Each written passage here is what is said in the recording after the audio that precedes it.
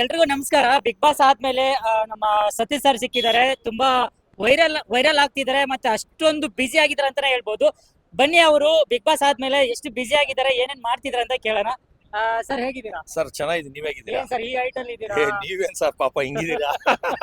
ನಾವು ಏಣಿ ಹಾಕಿ ನಿಲ್ಸ್ಕೊಂಡ್ ಮಾತಾಡ್ಸ್ಬೇಕು ಹೌದು ನಿಮ್ನ. ಹೌದು, ಅದೇ ತರ ಅನ್ಸಿದೆ. ಓಕೆ, ಬಿಗ್ ಬಾಸ್ ಅಲ್ಲಂತೂ ನೀವು 7 ದಿವಸ ಇದ್ರೆ ಒಂದು ಸಖತ್ತಾಗಿ ಎಂಟರ್ಟೈನ್ಮೆಂಟ್ ಕೊಡು, ಒಂದಿಷ್ಟು ಫುಲ್ ವೈರಲ್ ಆದ್ರಿ. ಇವಾಗ ಬಿಗ್ ಬಾಸ್ ಆಚೆ ಬಂದ್ಮೇಲೆ ಯಾವ ತರ ಹೋಗ್ತಿದ್ಯಾ ಅಂತ ಲೈಫ್?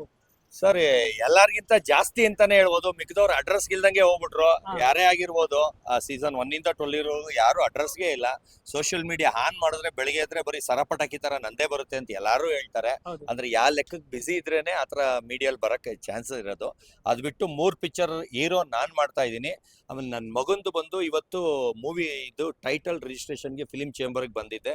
ಜಸ್ಟ್ ರಿಜಿಸ್ಟ್ರೇಷನ್ ಆಯ್ತು, ಅಲ್ಲಿಂದ ಈಗ ಆಚೆ ಹೊರಡ್ತಾ ಇದ್ದೀನಿ.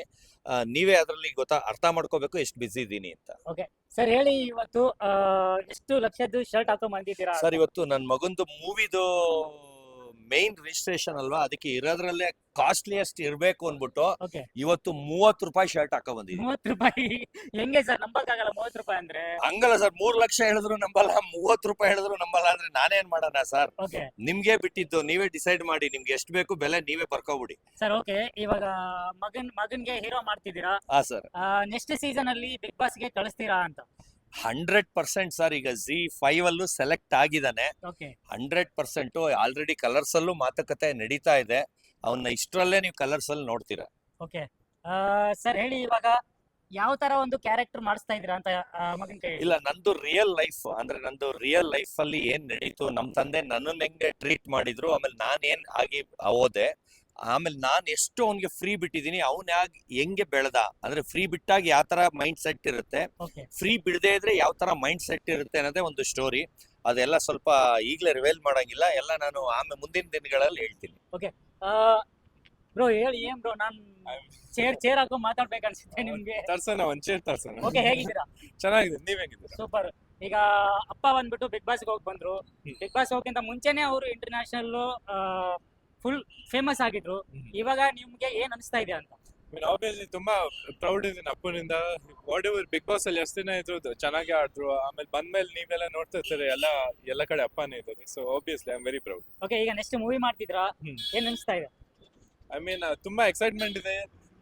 ಇವಾಗ ಜಸ್ಟ್ ಟೈಟಲ್ ರಿಜಿಸ್ಟ್ರೇಷನ್ ಆಗಿದೆ. ಸೊ ಲೆಟ್ಸ್ ಸಿ ಏನಾಗುತ್ತೆ ಅಂತ ನೋಡೋಣ. ಓಕೆ ಸರ್, ಹೇಳಿ, ಫೈನಲ್ ಆಗಿ ಏನ್ ವಿಶ್ ಮಾಡಕ್ಕೆ ಇಷ್ಟಪಡ್ತೀರಾ? ಸರ್, ನಾನು ವಿಶ್ ಮಾಡೋದ್ಕಿಂತ ಚಾಲೆಂಜ್ ಮಾಡಕ್ಕೆ ಇಷ್ಟಪಡ್ತೀನಿ. ಎಲ್ಲಾರು ನನ್ನ ಮಗನ್ನ ಇಂಡಿಯಾಗೆ ನಂಬರ್ 2 ಹೀರೋ ಮಾಡ್ತೀನಿ ಅಂದ್ರೆ ಎಲ್ಲ ಆಡ್ಕೊಂಡು ನಗ್ತಾ ಇದ್ರು. ಎಲ್ಲಾರು ಎಷ್ಟು ಸ್ಟ್ರಗಲ್ ಮಾಡಿ, ಏನೇನೋ ಮಾಡಿ, ಅರಸಾಹಸ ಮಾಡಿ, ಏಣಿ ಹತ್ತಿ ಇಳಿದು ಎಲ್ಲ ಮಾಡಿದ್ರು ಅವ್ರು ಕ್ಲಿಕ್ ಆಗೋದ್ ಮಾಡೋದ್ ಕಷ್ಟ ಅಂತ, ನಾನು ನನ್ನ ಮಗನ್ನ ಚುಟ್ಕಿ ಹೊಡೆಯೋಷ್ಟೊತ್ತಿಗೆನೆ ಒಂದ್ ಮೂವಿಲೇ ಹಿಟ್ ಮಾಡ್ಬಿಟ್ಟು ಅವನ್ನ ಸೂಪರ್ ಸ್ಟಾರ್ ಮಾಡಿ ತೋರಿಸ್ತೀನಿ. Okay, thank you sir. Thank you sir. Amit Adda ಅಂತ ಯೂಟ್ಯೂಬ್ ಚಾನಲ್ ನಂದೆಲ್ಲ ತುಂಬಾ ಇವರು ಮಾಡ್ತಾರೆ. ಆಮೇಲೆ ಇವರೆಲ್ಲ ಪಾಸಿಟಿವ್ ಮಾಡ್ತಾರೆ, ಬೇರೆಯವ್ರ ತರ ಮಾಡೋದೊಂದು ಹಾಕೋದೊಂದು ಮಾಡಲ್ಲ. ನನ್ಗೆ ಇವ್ರು ಕಂಡ್ರೆ ಇಷ್ಟ, ಇವ್ರ ಕ್ಯಾರೆಕ್ಟರ್ ಇಷ್ಟ, ಇವ್ರ ಚಾನಲ್ ಇಷ್ಟ. ಇವ್ರ ಚಾನಲ್ನ ಇನ್ನ ದೊಡ್ಡ ಮಟ್ಟಕ್ಕೆ ಬೆಳೆಸಿ.